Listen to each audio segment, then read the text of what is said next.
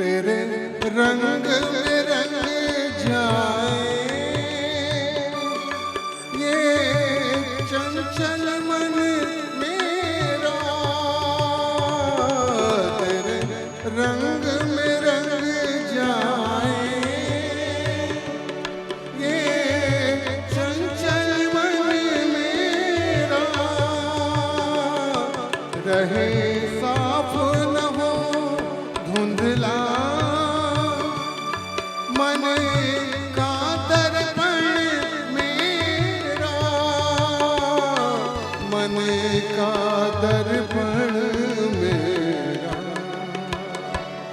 हर शय में तुझे देखूं,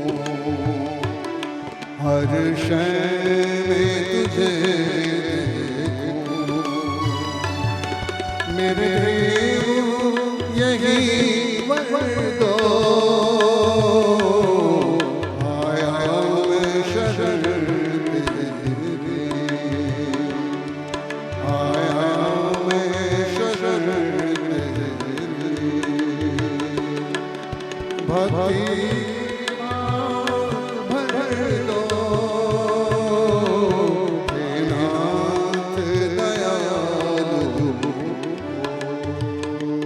नज़दीक आ जाएंगे ताकि जो सूचनाएं दी जा रही हैं उसको वो सुन सके। जयंती भाई आप आ जाएं और पूज्य स्वामी जी को सामने जो स्टेज बना है उस पे उनको लेकर के जाएं। जयंती भाई, स्वामी ओमानंद जी महाराज मंच पे यहाँ मंच पे विराजमान हैं और वहाँ पर उनका 5 मिनट का उद्बोधन जो है उसका हम लाभ लेंगे। ये आर्यों का ये महाकुंभ, गुजरात के आर्य वीरों का ये महाकुंभ आज यहाँ सब एकत्रित हुए हैं।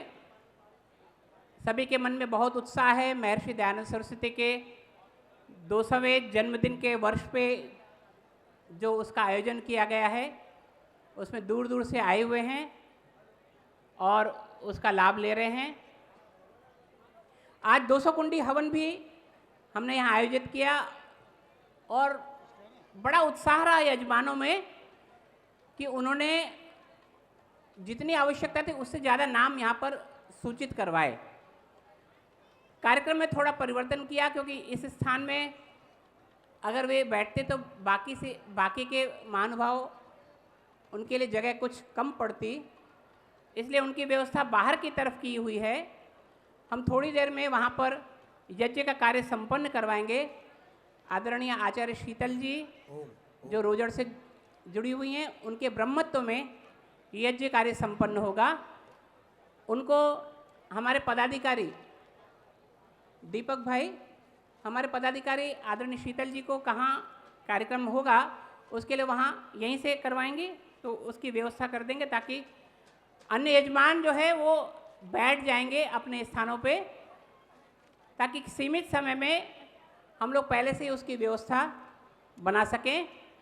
तो सारे यजमान जो हैं वो यज्ञ वेदियों पे एकत्र हो जाएं और तैयार रहें ताकि अगले कार्यक्रम को हम शुरू कर सकें। पूज्य स्वामी ओमानंद जी महाराज जो हरियाणा से पधारे हैं, मैं उनसे निवेदन करता हूं कि वे अपनी श्रद्धांजलि ऋषि के प्रति 5 मिनट के लिए व्यक्त करें। पूज्य स्वामी ओमानंद जी महाराज। ओमानंद जी महाराज।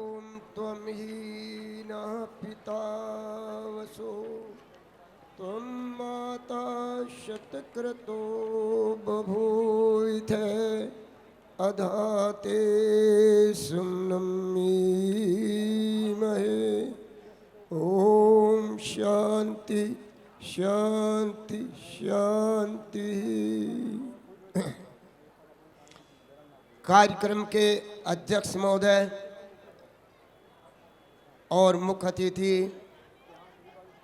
और इस कार्यक्रम में आए हुए सभी विद्वत वर्ग, आर्यभद्र पुरुषों, मातृशक्ति, प्यारे बच्चों, बड़ा ही हर्ष का विषय है और मेरे लिए तो विशेष करके, क्योंकि मुझे पहली बार इस पुण्य भूमि में आने का अवसर, और वो भी आपके बीच ऐसे बृहत कार्यक्रम में कुछ कहने का अवसर मिला। मैं नमन करता हूँ इस समस्त गुजरात की भूमि को, जिसने राष्ट्र के लिए, एक राष्ट्र धर्म का पालन करने के लिए हमारे बहुत आदरणीय, माननीय और संस्कृति के संवाहक दो महान पुरुषों को आगे बढ़ाया, जिसमें प्रथम महर्षि देव दयानंद, जो 1857 में इस राष्ट्र को राष्ट्र धर्म का पथ प्रदर्शन कर सके। उसी श्रृंखला में आज जिस साबरमती के किनारे ये कार्यक्रम हो रहा है, इसको सारा संसार जानता है, और उसकी वो पंक्ति हर कोई जो है ना गुनगुनाता है कि साबरमती के संत तूने कर दिया कमाल। उसी श्रृंखला में आपको मैं याद दिलाना चाहता हूँ, आप याद करते भी हैं, हमारी शारदा शिक्षा सभा के प्रधान आदरणीय श्री सुरेश चंद्र आर्य जी, जिनका करीबन 8 वर्षों से मैं खूब अच्छी तरह से जानता हूँ, और उनके अंदर भी राष्ट्र के प्रति जो भावना है वो आप लोग जो है ना सर्वत्र देखते हैं। लेकिन मेरी देखने की शक्ति शायद कम हो, लेकिन फिर भी उन्होंने भी एक मार्ग को जो है ना विशेष करके राष्ट्र मार्ग को सुना। जो मेरे हाथ में एक पत्रक है, कभी इस पत्रक का आधा भाग प्रधान जी को प्राप्त हुआ। ये मेरा दर्द, मेरी वेदना थी कि समाज वही जिंदा रहता है जो सुधार के कार्यों में जुड़ा रहता है। ऋषिवर दयानंद, जिन्होंने समाधि प्राप्त की, उन्होंने अपने एक वक्तव्य में कहा कि मैंने परमार्थ और राष्ट्र उन्नति के लिए ब्रह्मानंद को भी छोड़ा। आर्य समाज 135 देशों में है, लेकिन जिस समाज की हम बात करते हैं, जिसका मूल वेद और यज्ञ है, दोनों के अंदर अगर कोई सामूहिक रूप से संदेश मिला तो निश्चय ही ऋग्वेद का अंतिम सूक्त कहता है संगठन सूक्त, और यज्ञ के अर्थों में भी अगर कोई शब्द महत्वपूर्ण है तो वो संगतिकरण है। आज इस संगतिकरण के बिना हम जो है ना समाज के पूरे कार्य को करने में समर्थ नहीं है। ये वेदना है प्रधान जी की भी और मेरी भी, लेकिन हम इसको कैसे पूरा करें, तो मैंने बहुत वर्षों से इस पर चिंतन किया, तो मैंने पाया कि जिस गुलामी का अंधेरा जिस आधार से मिला, अगर उसी आधार को सुधार लें तो निसंदेह राष्ट्र की उन्नति होगी। वो राज की अंधेरा क्या था? फूट डालो राज करो, डिवाइड एंड रूल। क्या आज ये रूल बदल गया? आज बड़े अफसोस के साथ कहना पड़ता है कि समाज सुधारक तो बहुत आए, लेकिन ऋषि दयानंद के सुधार को, जिसमें उसने कहा कि एक धर्म, एक भाषा, एक लक्ष्य बनाए बिना भारत का पूर्ण हित और जातीय उन्नति का होना दुष्कर है। क्या हम एक लक्ष्य बनाने में सफल हुए? नहीं। इस लक्ष्य में बाधा क्या आई? तो सुधार की दो दिशा, राजा और प्रजा। तो राजा और प्रजा के बीच अगर संतुलन नहीं है तो राष्ट्र उन्नति नहीं कर सकता। आज राजा कोई भी हो, हमें इस बात की चिंता नहीं है, लेकिन आर्य समाज को चिंता है तो व्यवस्था की चिंता है। आज ये व्यवस्था बिगड़ रही है तो रूढ़िवाद से बिगड़ रही है। जातिवाद, संप्रदायवाद, क्षेत्रवाद, भाषावाद, आरक्षणवाद, अल्पसंख्यकवाद और चरित्र की तो बात ही मत करिए। ये सारी व्यवस्थाएं प्रत्येक व्यक्ति को कचोटती हैं, लेकिन ये संगठन के बिना सुधार की जो है ना उम्मीद करना असंभव है। राजा सुधार करे तो वर्तमान में 1 मिनट में हो जाए, लेकिन मैंने इसके लिए एक ही बात सोचा कि जो अंग्रेजों ने कहा था कि इस देश की विशेषता क्या है, कहले शिक्षा और चरित्र। और उन्होंने इसको बिगाड़ने के लिए 6.5 लाख गुरुकुलों को ध्वस्त किया। 1835 में उन्होंने गुरुकुल व्यवस्था नष्ट करके को एजुकेशन प्रारंभ की। और इस को एजुकेशन में हमने दयानंद के सूत्र को अगर मान लिया होता, जिस सुधार की प्रक्रिया को, जिस सुधार के पथ को हमें बताया, अगर उस पर हम चलते तो अपनी शिक्षा का सुधार कर लेते। कैसे हो? एक शिक्षा और 9 सुधार एक साथ है। अगर शिक्षा का राष्ट्रीयकरण हो तो आरक्षणवाद की जरूरत नहीं है, जिसमें देश बंटता है। अगर शिक्षा का सिलेबस एक हो तो क्षेत्रवाद की हवा जो चलती है देश के अंदर, वो भी समाप्त हो जाए। शिक्षा का सिलेबस एक तो क्षेत्रवाद भी खत्म। अगर शिक्षा के अंदर देवनागरी लिपि जो अकबर के जमाने तक इस पूरे राष्ट्र की, जिसमें तीनों राष्ट्र आज जो है ना अलग अलग है, उनकी लिपि एक थी, तो निसंदेह अगर लिपि एक हो जाए तो भाषा की चिंता नहीं, तो भाषावाद भी समाप्त हो जाए। चौथी बात, चरित्र। जब गुरुकुलों के अंदर लड़के और लड़कियां अलग पढ़ते थे, महर्षि मनु भी कहते हैं कि एकांत के अंदर पिता और पुत्री का भी साथ रहना उचित नहीं है।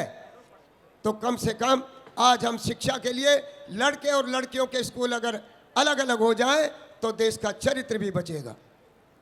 रहा सवाल जाति और संप्रदाय का, ये जाति संप्रदाय आर्य समाज ने नहीं चलाई। पुष्यमित्र के शासन में सुमति भार्गव ने इसको जन्म दिया। अगर राजा चाहे तो एक लाइन के विधेयक से ये दोनों के दोनों जो रूढ़िवाद है समाप्त हो सकते हैं, क्योंकि इनकी न शिक्षा में ज़रूरत है, न जन्म और मृत्यु के प्रमाण में ज़रूरत है, न रोजगार में ज़रूरत है। तो इस प्रकार पता लगता है कि एक लाइन के विधेयक से समाप्त हो जाए। और इस प्रकार होगा तो न मदरसे होंगे, न मॉन्टेसरी स्कूल होंगे। तो इस प्रकार पता चलता है कि राष्ट्र की शिक्षा ही सारी की सारी समस्याओं का हल है। और ये हल किसी मंदिर से आवाज नहीं आ सकती, ओम किसी गुरुड़माद की मंडी लगी ऐसे आवाज नहीं आ सकती। अगर ये आवाज आती है तो आर्य समाज से आती है। और इसका सुधार अगर करना है तो आप सबको करना है, हम सबको करना है। इसी के लिए सम्मेलन है, क्योंकि समाज वही है जो राष्ट्र की चिंता करे। तो आप लोगों से निवेदन है कि आप लोग शिक्षा मांगिए, चिकित्सा मांगिए और न्याय मांगिए। ये सब की सब जो है ना अच्छे राष्ट्र में राष्ट्रीयकरण है, इस पर कोई व्यवसाय नहीं किया जा सकता, क्योंकि शिक्षा पर सभी का अधिकार है। समय मिला, बहुत समय मिला और बात बहुत कुछ कहने की होती है, लेकिन आपसे निवेदन है कि एक साथ शिक्षा को मांगिए, चिकित्सा को मांगिए, न्याय को मांगिए। इन्हीं शब्दों के साथ मैं आपसे जो है ना धन्यवाद करता हूँ। आपने मुझे अवसर दिया और आप लोगों ने सुना, लेकिन कहने वाले बहुत कम है, सुनने वाले बहुत हो सकते हैं, लेकिन करने वाला कौन कौन है ये हमको फैसला करना है। अगर बच्चों का भविष्य चाहते हो तो शिक्षा, चिकित्सा और न्याय मांगिए। इन्हीं शब्दों के साथ ओम। बहुत बहुत धन्यवाद। हम सब उनका अभिवादन करते हैं करतल ध्वनि से। इस समय मैं चाहूँगा कि मंच की शोभा बढ़ाने के लिए श्री दीपक भाई पोपट, जो हमारे गुजरात सभा के महामंत्री हैं, वो यहाँ पर आ जाएंगे। मैं जिनके नाम लूँगा उन महानुभावों को वो मंच पर उनके साथ एस्कॉर्ट करेंगे और मंच की ओर उनके बिठाने के उनको अग्रसारित करेंगे। श्री वेद प्रकाश जी आर्य, जो आर्य प्रतिनिधि सभा मुंबई के प्रधान हैं, वे मंच पर विराजमान होंगे। दीपक भाई उनको एस्कॉर्ट करके मंच पे बिठाएंगे। वेद प्रकाश आर्य जी आप आएंगे और मुंबई आर्य प्रतिनिधि सभा के प्रधान हमारे महामंत्री श्री दीपक भाई ठक्कर जी उनको साथ लेकर आएंगे और मंच पर उनको स्थान देंगे।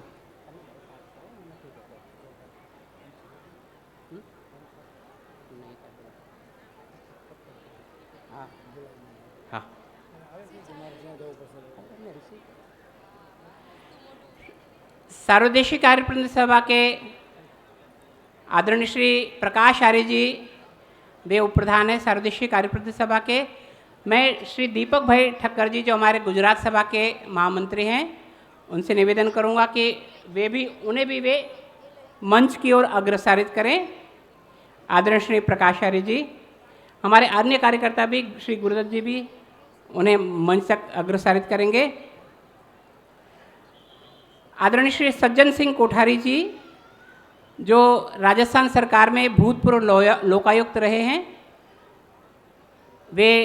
उन्हें हमारे कार्यकर्ता हमारे महामंत्री श्री दीपक भाई ठक्कर जी मंच तक अग्रसारित करेंगे। माननीय लोकायुक्त जी उनको रिसीव करें और उनको मंच तक अग्रसारित करें।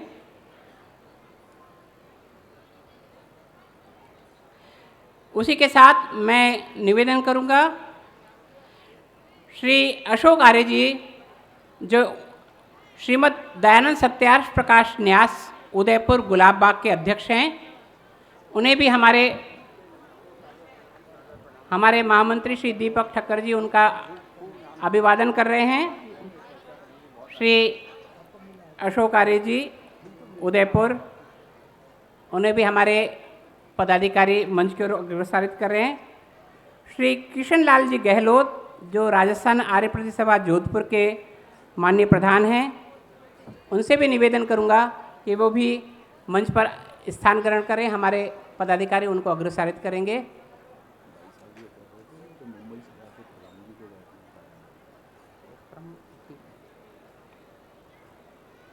श्री किशन लाल जी गहलोत, यथा समय आचार्य वागीशी शर्मा वैदिक प्रवक्ता आर्ष गुरुकुल एटा से पधारेंगे। वे जब आएंगे तब वो मंच पर उनको हम स्थान प्रदान करेंगे।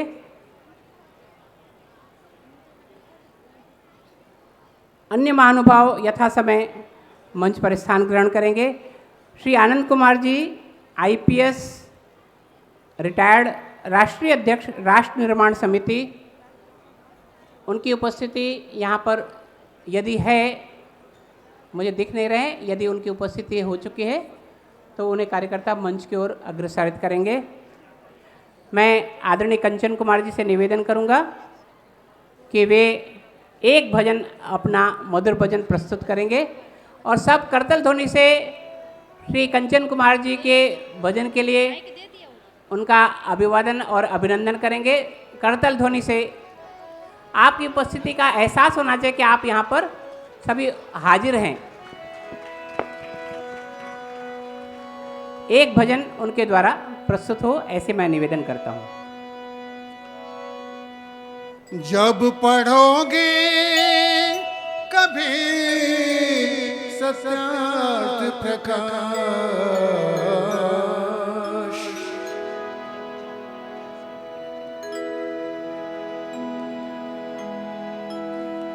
क्या है ईश्वर ये जान जाओगे।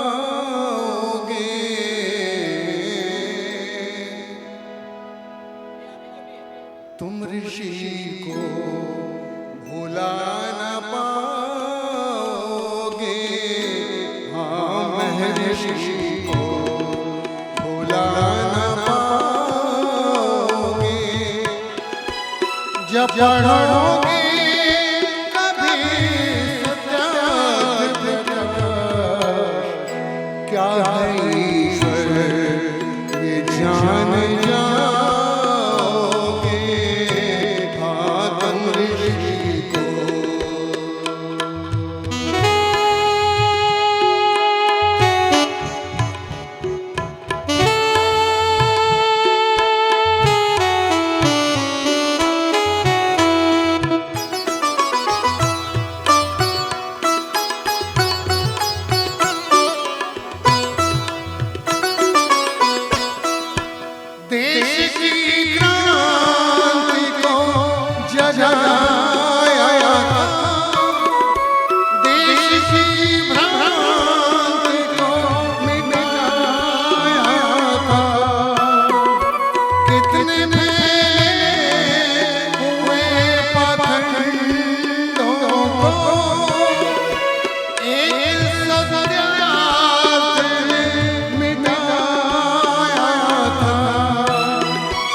जब करेंगे बयां हकीकत को, नींद सोई से जाग जाओगे। हाँ तुम ऋषि को भुला ना पाओगे। हाँ महर्षि को।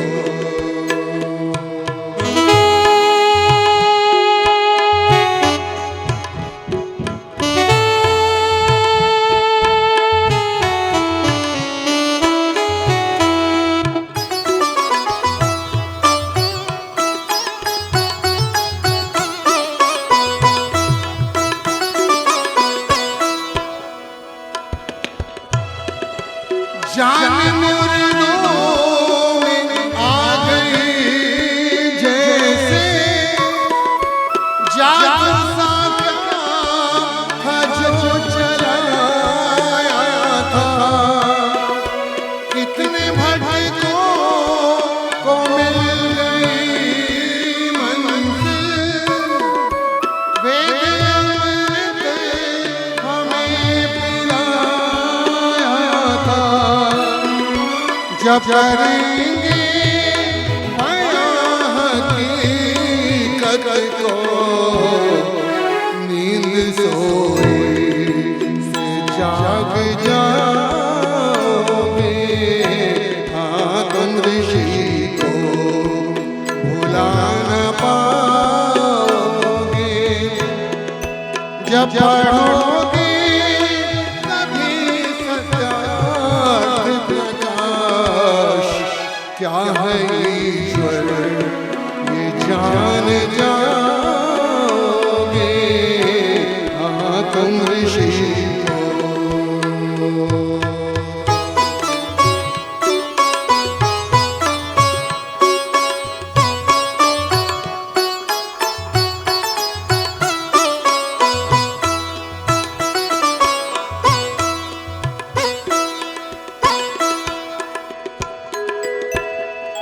देश की क्रांति को जगाया था, देश की भ्रांति को मिटाया था। कितने फैले हुए पाखंडों को एक सत्यार्थ ने भगाया था। जब करेंगे बयां हकीकत को, नींद सोई से जाग जाओगे। हाँ तुम ऋषि को भुला न पाओगे। जब पढ़ोगे कभी सत्यार्थ प्रकाश, क्या है ईश्वर ये जान जाओगे। हाँ तुम ऋषि को भुला न पाओगे। हाँ महर्षि को।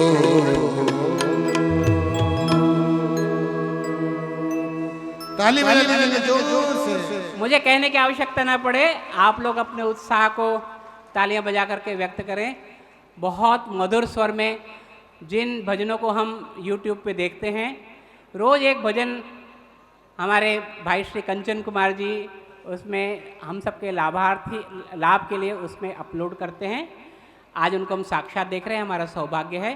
आगे भी उनके भजनों का हम लाभ लेने वाले हैं। आप सब उसके लिए भी उत्सुक रहेंगे, तैयार रहेंगे। आर्यवीर दल के हमारे आर्यवीर वो अपने प्रदर्शन के लिए तैयार रहेंगे। पहले क्रम में हमारे आर्यवीर आएंगे, उसके बाद आर्य वीरांगनाएँ आएंगी। आर्यवीर जो हैं वो मुझे संकेत करें तैयार होने का, ताकि मैं क्रम से चारों कार्यक्रम एक साथ एक के बाद एक ले सकूं। श्री विनय जी जहाँ भी हों मुझे संकेत करें तैयारी का। हमारे पास क्योंकि थोड़ी देर में मुख्यमंत्री महोदय और राज्यपाल महोदय विनय जी ने अपना अनुमति दे दिए, आप दलों को बुला लें ताकि उनकी प्रस्तुति यहाँ पर करवा सकें। श्री विनय जी आप आ जाएं और अपनी सूचनाएं, अनाउंसमेंट आदि जो करना हो उसको आप शुरू करवाएं। श्री विनय आर्य जी जब तक तैयारी के साथ आ रहे हैं, उसके पूर्व एक दो सूचनाएं मैं आपके जानकारी के लिए दे दूं। हम उन सभी यजमानों का धन्यवाद करते हैं कि इतने उत्साह से उन्होंने इस 200 कुंडी यज्ञ में अपने नाम को यहाँ लिखवाया और बड़ी इच्छा के साथ वो यहाँ पर यज्ञ में भाग लेने के लिए यहाँ पे प्रस्तुत हुए। लेकिन उस कार्य को हमने थोड़ा सा छोटा स्वरूप दिया और दोनों तरफ यज्ञ वेदी पे हमारे यजमान अभी से उपस्थित हो गए हैं।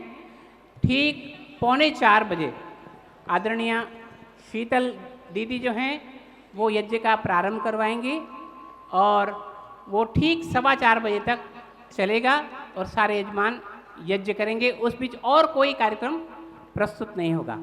श्री विनय जी जब तैयार हो जाएंगे तो अपने दल के साथ यहाँ उपस्थित होंगे। मैं सूचनाओं को बीच में रोक करके अगले क्रम में सूचनाएं दूंगा। इस थोड़ा समय मिल रहा है इसलिए मैं इन सूचनाओं को आपके समक्ष प्रस्तुत कर रहा हूँ। तो मैं जो यजमान भाग नहीं ले सके हैं उनकी प्रतिनिधि के रूप में प्रतीक उपस्थिति जो है वो आपकी यहाँ पर है, आप स्वयं यहाँ पर उपस्थित हैं। तो यज्ञ के साथ साथ हमें विशेष कार्यक्रम का भी लाभ लेना है।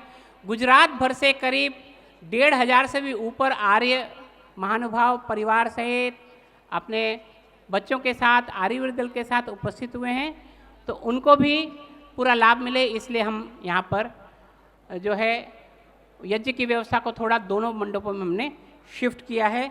तो उसके लिए बाकी के यजमानों के साथ थोड़ा आप हमारे साथ अनुकूलता बनाएंगे, ऐसा मेरा आपसे प्रार्थना और निवेदन है। तो मुझे संकेत हो चुका है श्री विनय आर्य जी का कि वे चारों दलों के जो प्रदर्शन हैं उनकी तैयारी कर चुके होंगे। एक के बाद एक प्रदर्शन जो है वो प्रस्तुत करवाएं चारों। हाँ, अब आप ले लें, माइक्रोफोन ले लें।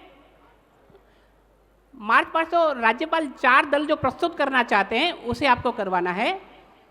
और समय चाहिए आपको? हाँ, तो एक और कार्यक्रम जो है हम ले लेते हैं। मैं श्री आदरणीय अशोक आर्य जी जो उदयपुर से पधारे हैं उनके 5 मिनट के लिए उद्बोधन का मैं यहाँ पर लाभ लेना चाहूँगा।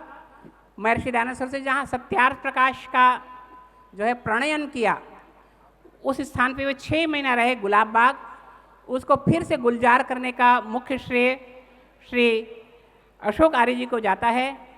उदयपुर एक ऐसी स्थली बन चुकी है जो पर्यटन स्थली है, लेकिन पर्यटन स्थली में जब कोई आता है तो गुलाब बाग और इस न्यास में जहाँ उन्होंने सत्यार्थ प्रकाश लिखा उसकी जरूर मुलाकात लिया करता है। तो मैं 5 मिनट के लिए उन्हें आमंत्रित करता हूँ कि अपनी बात यहाँ पर इस अवसर पे रख करके उन्हें श्रद्धांजलि अर्पित करें। सम्मानित मंच, मेरे सामने विराजे सभी युवा, आबाल वृद्ध, संन्यस्त, वानप्रस्थी, सभी को मैं नमन करता हूँ। और जैसा अभी कहा कि समय की कमी है तो मैं बहुत ज़्यादा समय अपना उद्बोधन में खर्च न करते हुए कहना चाहूँगा कि हम सभी बहुत सौभाग्यशाली हैं कि इतिहास के उस स्वर्णिम अवसर के हम साक्षी बन रहे हैं जब महर्षि दयानंद जी महाराज जैसे तपस्वी व्यक्तित्व की 200वीं जयंती राष्ट्र और विश्व मनाने जा रहा है। उसके अंतर्गत ये जो कार्यक्रम निरंतर हो रहे हैं उनमें आकर के सम्मिलित होकर के और ऋषि के व्यक्तित्व को नमन करते हुए ये जो अवसर हमें मिला है वो निश्चित रूप से हम सौभाग्यशाली हैं।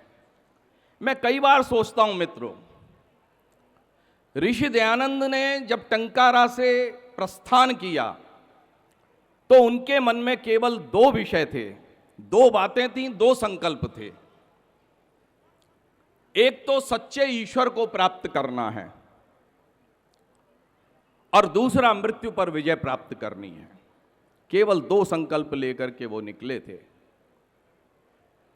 जीवन चरित्र में न जाते हुए एक घटना इतिहासकारों ने जो उल्लेखित की है वो मुझे ध्यान आती है, जिसने ऋषि के चिंतन की दिशा को मोड़ दिया। विद्या प्राप्त करने के बाद जब समर क्षेत्र में उतरे, समाधि 18 घंटे की उनको सिद्ध हो चुकी थी, सच्चे ईश्वर का भी साक्षात्कार कर चुके थे और मृत्यु पर विजय प्राप्त करने के रहस्य को भी समझ चुके थे।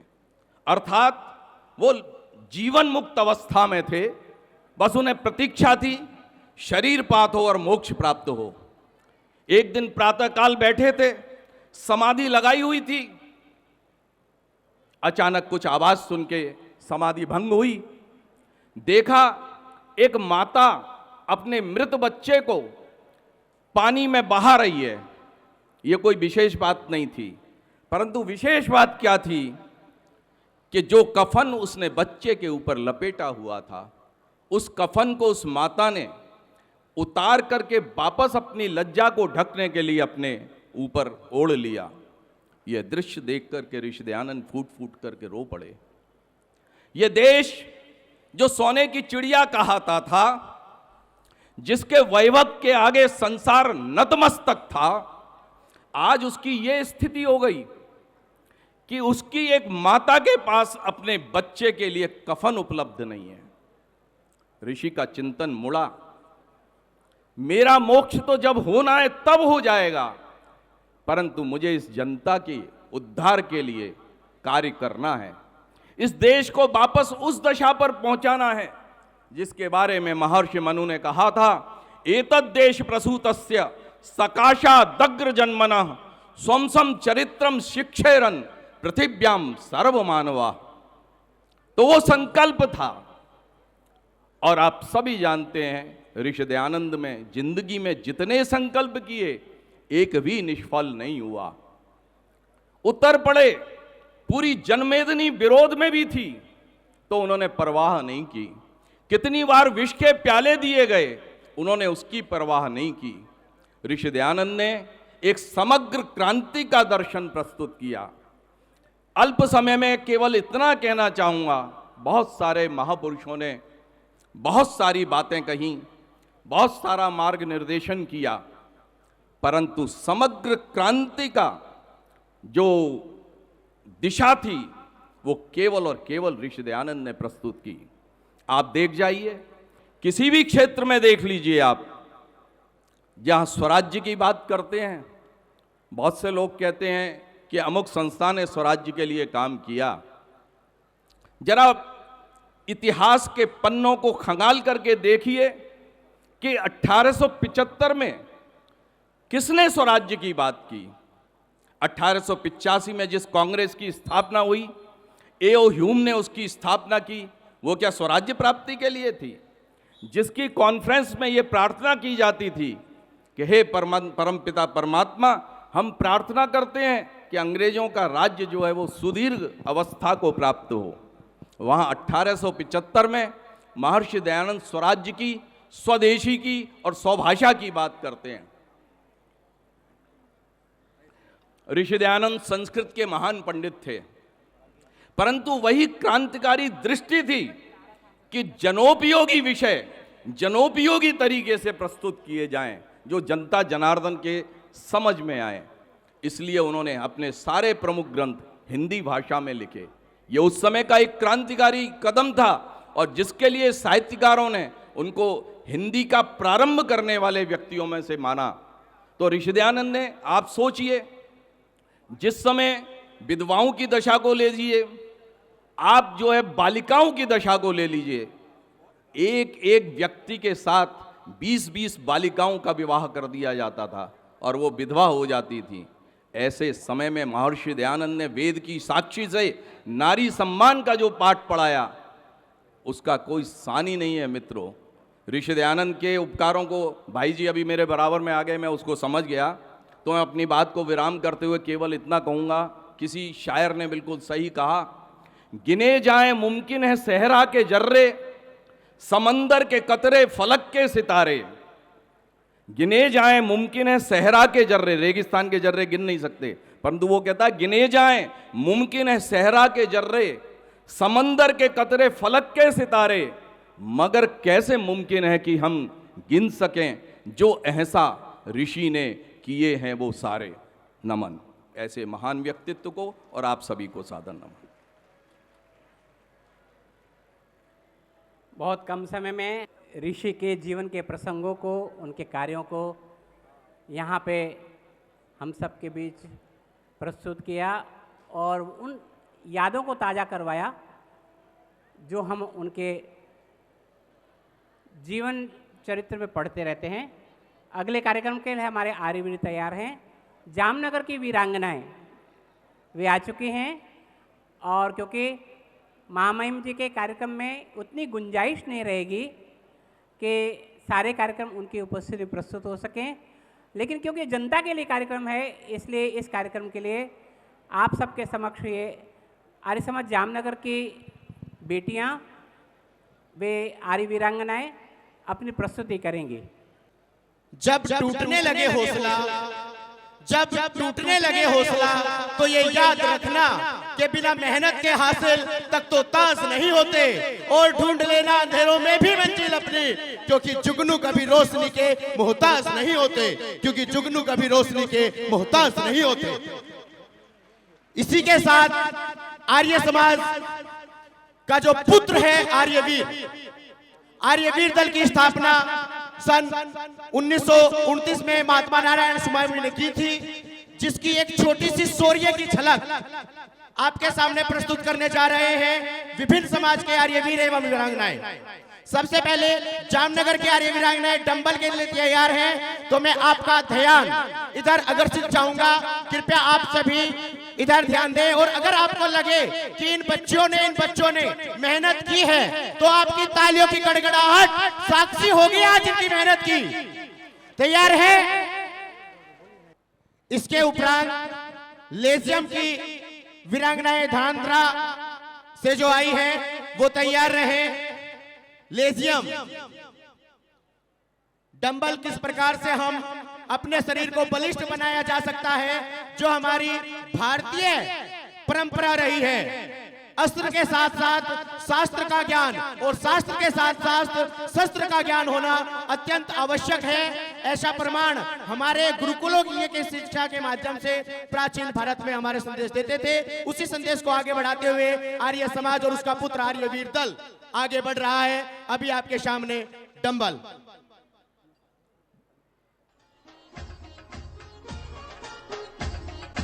बहुत सुंदर।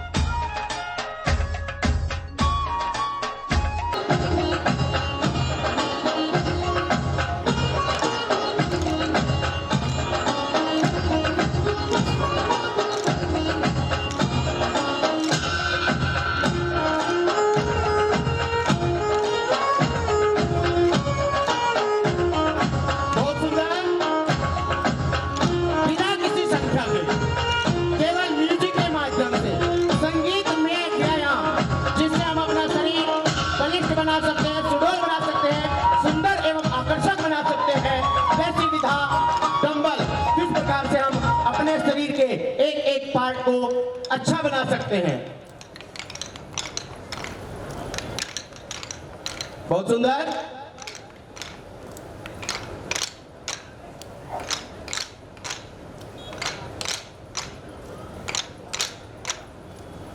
आर्य वीरांगनाओं का दम आपको दिखाई दे रहा होगा, शायद डंबल की आवाज आ रही है। डंबल की आवाज तो मेरे कानों को तक आ रही है, लेकिन इनके मेहनत का पुरुषार्थ, आपकी तालियां इनको नजर नहीं आ रही है। पीछे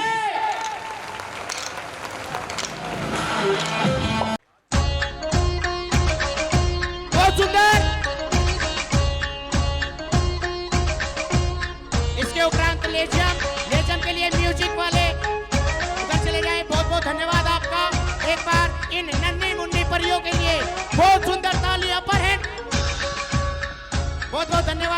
स्वस्थानम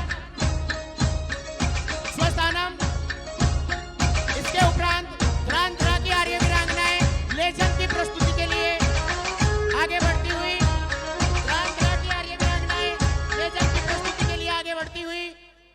दे सलामी इस ओम ध्वज को जिससे तुम्हारी शान है, और सर हमेशा ऊंचा रखना इसका जब तक दिल में जान है। सर हमेशा ऊंचा रखना इसका जब तक दिल में जान है। अगली प्रस्तुति आर्य समाज लेजियम। ध्रांध्रा। आर्य समाज ध्रांध्रा की आर्य वीरांगनाएं अपने जौहर का प्रदर्शन करने के लिए आप सभी के सम्मुख आ चुकी हैं। इनके स्वागत में क्या तालियां हो जाए? ये तो आर्य वीरांगनाओं का स्वागत नहीं हुआ।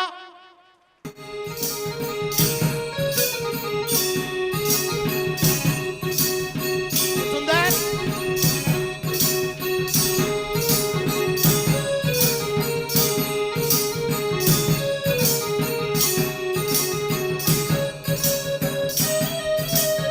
इसके उपरांत लाठी वाले आर्यवीर तैयार रहे। लाठी वाले आर्यवीर इसके उपरांत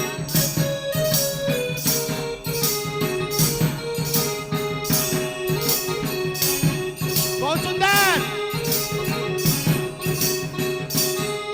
अगर आप चाहते हैं ये और सुंदर करे तो इनका मनोबल बढ़ाने के लिए एक बार तालियों की गड़गड़ाहट इनके कानों तक पहुंचनी चाहिए।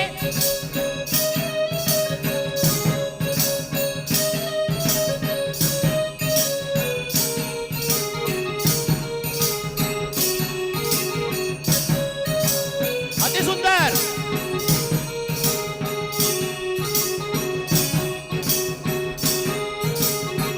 देख रहे हैं आप, बिना किसी संकेत के, बिना किसी संख्या के, केवल संगीत के माध्यम से ये आर्य वीरांगनाएं किस प्रकार कदम से कदम मिलाकर, हाथों से हाथ मिलाकर एक साथ इस प्रकार से लेजियम का अभ्यास कर रही हैं। बहुत सुंदर। बहुत बहुत धन्यवाद इनके प्रशिक्षक महोदय को।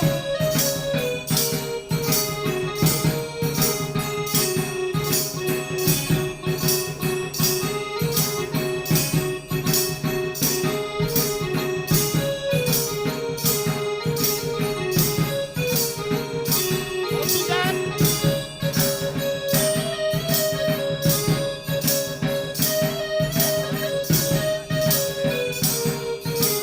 बहुत सुंदर। पीछे जोर से बोलिए भारत माता की।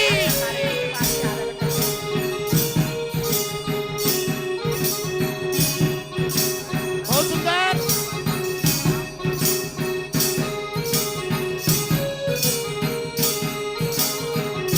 इस प्रकार कदम से कदम मिलाकर आगे बढ़ती हुई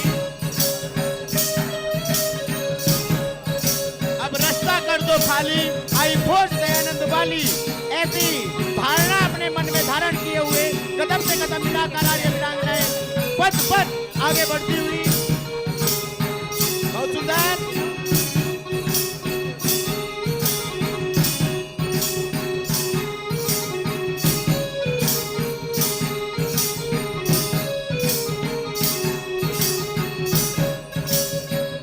बीच में ओम ध्वज, जिसका मैंने अभी जिक्र किया था, चारों तरफ आपको ओम ध्वज दिखाई दे रहे होंगे, लेकिन लेजम के संगीत के माध्यम से उस ओम ध्वज का सामने प्रदर्शन करती हुई छोटी सी नन्ही मुन्नी सी आर्य वीरांगना।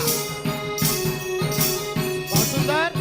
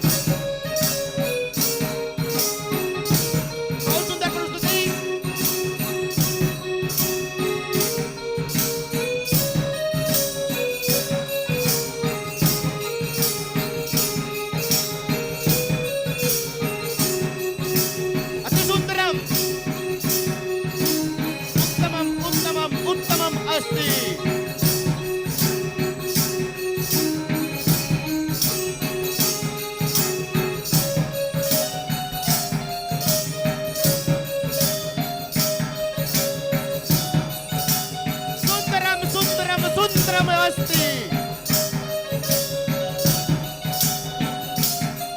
बहुत सुंदर।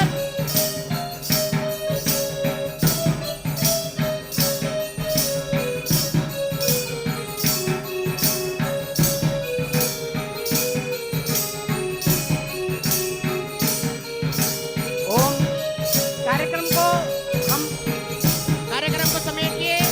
बहुत बहुत धन्यवाद। अगले बहुत दल बहुत के- धन्यवाद आपका। जितना अगले समय दल की आपको दिया प्रस्तुति। गया था आपने दोगुना समय शायद ले लिया है। बहुत बहुत क्योंकि- धन्यवाद आपका। क्योंकि अगला कार्यक्रम आर्यवीर दल गांधी धाम के आर्यवीर प्रस्तुत कर रहे हैं। जो लाठी का कार्यक्रम है आर्यवीर। क्या है आर्यवीर? आर्यवीर नक्सलवादी नादियों का नाम नहीं। ध्यान दें, आर्यवीर नक्सलवादी नादियों का नाम नहीं, देश की जवानी का गुमानी स्वाभिमान है। और वोट के भिखारियों मदारियों का नाम नहीं, आर्यवीर देश के पुजारियों का नाम है। और वाणी में तूफान लिए, क्रांति का पैगाम लिए, किसी का गुलाम नहीं, आत्मा का दान है। और हंसते हंसते देश धर्म पर जो हुम हुए, आर्यवीर ऐसे क्रांतिकारियों का नाम है। आर्यवीर ऐसे क्रांतिकारियों का नाम है। इसी के साथ अगली प्रस्तुति लाठी म्यूजिक किडवंतो विश्वमार्या विश्व सचेत एक साथ उच्चार सैनिक करें, स्टेज हम दो ऐसा विस्तुति व्यवहार करें, एक पहला मंत्र का प्यार, घोष भारत, करें। कृण्वन्तो दूसरा अभ्यास रोका कृण्वन्तो विश्वमार्यं कृण्वन्तो अगला अभ्यास आगे बढ़ के शुरू कर। विश्वमार्यं कृण्वन्तो बहुत सुंदर। धन्यवाद भाई। और से भाई मुझे लाठी पीछे घूमेंगे। 1 2 3 4 5 6 7 8। रणवार दाई और से दाई मुझे लाठी केवल एक स्टेप आगे बढ़ेंगे। 1 2 पीछे 3 4 5 6 7 8। रणवार चाल जगह कम है, छोटे छोटे स्टेप लेने हैं। 4 स्टेप 1 2 छोटे छोटे 2 3 4 प्राचीन पाँच, समय छः, से वेद 7 8 हमारा पीछे साथी, 1 2 वेद हमारा 5 6 7 8। रणवार छलांग जंप के साथ 1 2 वैदिक धर्म बहुत सुंदर। ख्याति, 3 4 वैदिक 5 6 विख्याति 7 8। रणवार बैठिए, एक कदम आगे लेके बैठेंगे। 1 2 तो लक्ष्य हुआ 3 4 था ओझल, 5 6 लक्ष्य 7 हुआ 8। था आमने सामने जाग उठी अब दृष्टि हमारी नहीं सिर रोक कर रही अभ्यास है शुरू अब कर। बोझल। एक साथ राइट पैर। उच्चार करें, हम ऐसा बहुत सुंदर। व्यवहार टीचर, करें, दूसरा अभ्यास एक सिर मारो, तीसरा अभ्यास मंत्र का शुरू कर। घोष करें। कृण्वन्तो सिर कान कवर करना, कृण्वन्तो सिर कान कवर करना, किस प्रकार से मारा जाता है और रोका जाता है। शुरू कर। कृण्वन्तो विश्वमार्यं कृण्वन्तो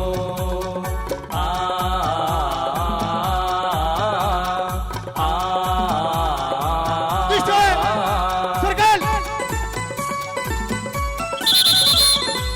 किस प्रकार से एक आर्यवीर अगर 20 आर्यवीरों के चारों तरफ घिर जाए तो किस प्रकार से अपना बचाव किया जा सकता है। तो तैयार 1 2 1 प्रवेश। वेद और उपनिषद बहुत बहुत धन्यवाद विनय जी। अगले दल को अब मौका मिलेगा। जी अगला दल हमें तैयार। अगले दल के लिए जी जी जी ओढ़व आर्य समाज ओढ़व से हमारे आर्यवीर आएंगे। उनकी प्रस्तुति को समय हमारा बहुत आगे बढ़ता जा रहा है। जी, आर्य समाज यज्ञ ओढ़व के कार्यक्रम को आर्यवीर शुरू करवाना तैयार। है। आदरणीय शीतल जी, आप अपनी पोजीशन एक बार स्थान ग्रहण कर लेंगे। यहीं से करवाना है, आगे आ जाएं। हम उतना 1 मिनट भी अगर बच जाएगा तो हम लाभ ले पाएंगे। आदरणीय शीतल जी।